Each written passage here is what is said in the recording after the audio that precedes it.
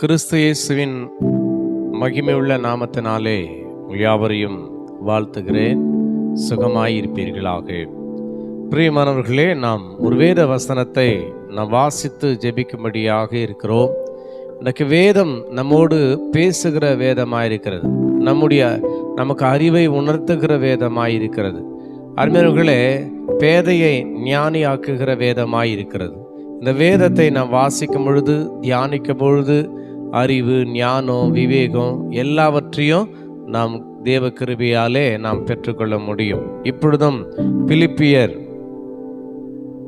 1ஆம் அதிகாரத்திலே 27 அருமையானவர்களே, வேறு சொல்கிறது, நான் வந்து உங்களை கண்டாலும் நான் வராமல் இருந்தாலும் நீங்கள் ஒரே ஆவியிலே உறுதியாய் நின்று ஒரே ஆத்துமாவினாலே சுவிசேஷத்தின் விசுவாசத்திற்காக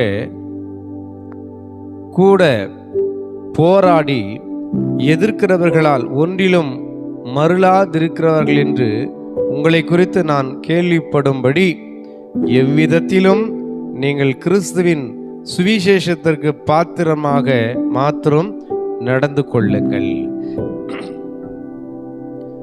கிறிஸ்துவின் சுவிசேஷத்திற்கு பாத்திரமாக நடந்து கொள்ளுங்க.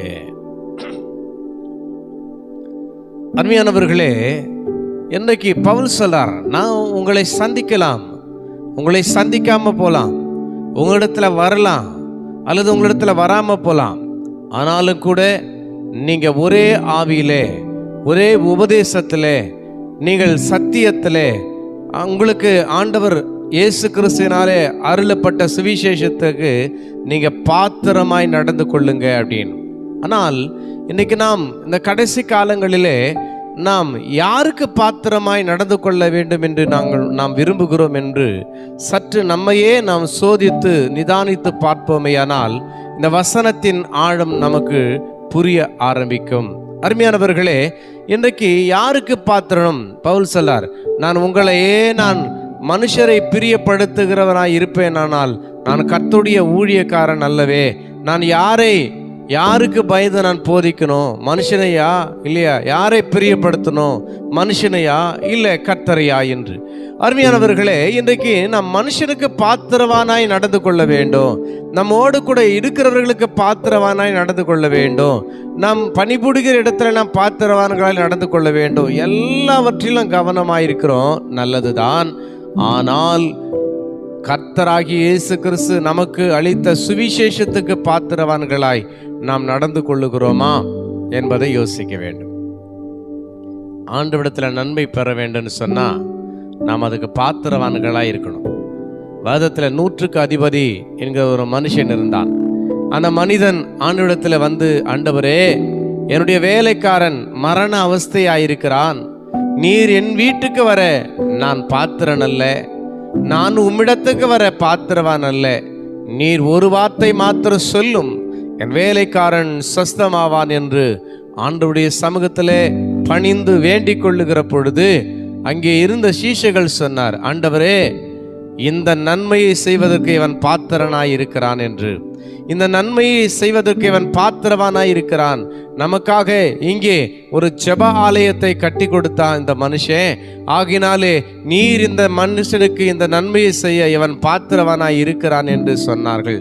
எனக்கு அன்பானவர்களே, இன்றைக்கு கர்த்தரிடத்திலே இருந்து வருகிற நன்மையை நாம் பெற்றுக்கொள்வதற்கு நாம் பாத்திரவான்களாக இருக்கணும், தகுதி உள்ளவர்களாக இருக்க வேண்டும். ஆகையினாலே இந்த சுவிசேஷத்துக்கு பாத்திரமாய் நீங்க நடந்து கொள்ளுங்க. அருமையானவர்கள், இந்த சுவிசேஷத்துக்கு பாத்திரமாய் நீங்கள் நடந்து கொள்ளுங்க என்று சொல்லி இன்றைக்கு இந்த சுவிசேஷம், ஆண்டவராகிய இயேசு கிறிஸ்துடைய சுவிசேஷம் நமக்கு என்ன போதிக்கிறது? இந்த சுவிசேஷத்துக்கு நாம் பாத்திரவான்களாய் அனுதினமும் நடந்து கொள்ளுகிறோமா என்பதை நம்மை நாமே சிந்திக்கக்கூடியவர்களாய் இருக்க வேண்டும். இன்றைக்கு இந்த உபதேசம் மாறிக்கொண்டிருக்கிறது. இந்த உபதேசத்திலே மாற்றம், கிறிஸ்துவுடைய வாழ்க்கையிலே மாற்றம். அருமையானவர்களே, அந்த மாற்றங்கள் ஆண்டவரை மகிமைப்படுத்துகிற ஒரு மாற்றங்களாய் இருக்க வேண்டுமே தவிர கர்த்தருடைய நாமத்தை தூஷிக்கிற ஒரு மாற்றமாக அல்லது கர்த்தருடைய நாமத்தை வீணிலே வழங்குகிற ஒரு மாற்றமாக அல்லது கர்த்தருடைய நாமத்து நிமித்தம் பொய் அல்லது அபதம் பேசுகிற ஒரு மாற்றமாக இருக்கக்கூடாது. அருமையானவர்களே, இன்றைக்கு இந்த மாற்றம் கர்த்தருடைய நாமத்தை மகிமைப்படுத்தக்கூடியதாய் இருக்க வேண்டும். ஆகினாலே சுவிசேஷத்துக்கு நாம் பாத்திரவான்களாய் நடந்து கொள்ள வேண்டுங்க. அப்பதான் அந்த சுவிசேஷம் நம்மை ரட்சிக்கும். அந்த சுவிசேஷத்தினாலே நாம் நித்திய ஜீவனை அடைய முடியும். அந்த சுவிசேஷத்தினாலே நாம் உயிர்ப்பிக்க முடியும்.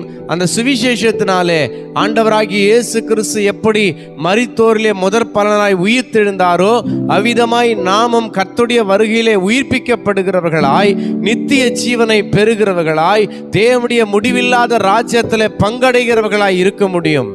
ஆகினாலே இந்த சுவிசேஷத்திற்கு நாம் பாத்திரவான்களாய் நடந்து கொள்ள வேண்டும். பவுல் சொல்றார், நான் வந்தாலும் பரவாயில்ல, வராவிட்டாலும் பரவாயில்ல. சில வேளையில மனுஷனை பார்த்து நம்ம வாழ்க்கையை சரி செஞ்சுக்கிடுவோம்.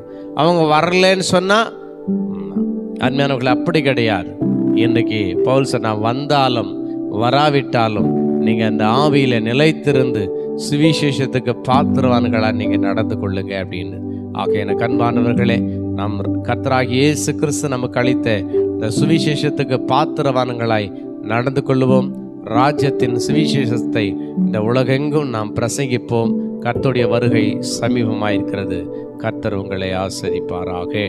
ஜெபம் செய்வோம். அன்பு ரட்சகரே, இந்த நாளிலே நாங்கள் எங்களை நேசிக்கிற எல்லாருக்கும் பாத்திரவான்களாய் நடந்து கொள்ள வேண்டும். எங்களை சூழ்ந்திருக்கிற எல்லாருக்கும் நாங்கள் பாத்திரவான்களாய் நடந்து கொள்ள வேண்டும் என்று ஆண்டவரை இருக்கிறோம். ஆனாலும் கூட இன்றைக்கு நீர் எங்களோடு பேசின வசனத்தின்படியாய் உம்முடைய சுவிசேஷத்துக்கு நாங்கள் பாத்திரவான்களாய் நடந்து கொள்ளுகிற பிள்ளைகளாய் இருக்க நீர் உதவி செய்வீராக. காத்துக்கொள்ளும். இந்த வசனத்தை கேட்ட ஒவ்வொருவரையும் ஆண்டவரே உம்முடைய ராஜ்யத்துக்கு பாத்திரவான்களாய், நித்தியத்துக்கு பாத்திரவான்களாய், உம்முடைய ஊழியத்துக்கு பாத்திரவான்களாய் கர்த்தர் நீர் மாற்றும். இயேசு கிறிஸ்து நாமத்தில் ஜெபிக்கிறோம் நல்ல பிதாவே, ஆமேன். Praise the Lord.